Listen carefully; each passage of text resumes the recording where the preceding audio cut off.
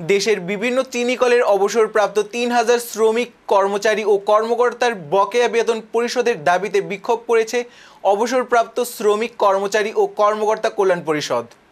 রোববার ১৯ অক্টোবর কেন্দ্রীয় কর্মসূচির অংশ হিসেবে সকালে নাটোর সুগার মিল ফটকে বিক্ষোভ করেন পরিষদের সদস্যরা।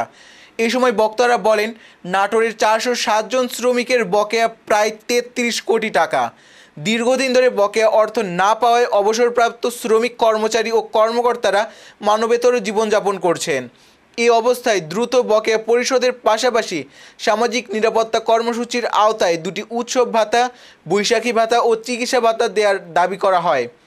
এতে বক্তব্য রাখেন নাটোরের সুগার মিল অবসরপ্রাপ্ত শ্রমিক কর্মচারী ও কর্মকর্তা কল্যাণ পরিষদের সভাপতি আলাউদ্দিন প্রধান, সাধারণ সম্পাদক আবু রায়হান ভুলু, নাটোর সুগার মিলের শ্রমিক কর্মচারী ইউনিয়নের সভাপতি আইয়ুব আলী, সাধারণ সম্পাদক আবু সাইদ, আখ চাষী কল্যাণ সমিতির সাধারণ সম্পাদক শামসুর রহমান শামীম সহ আরও অনেকে।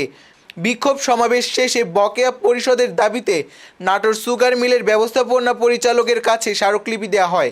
উল্লেখ, সারা দেশে বিভিন্ন চিনি কলের শ্রমিক কর্মচারী ও কর্মকর্তাদের ২১২ কোটি ৩৪ লাখ টাকা বকেয়া, গ্র্যাচুইটি সহ বিভিন্ন পাওনা পরিশোধের দাবিতে নানা কর্মসূচি পালন করা হচ্ছে।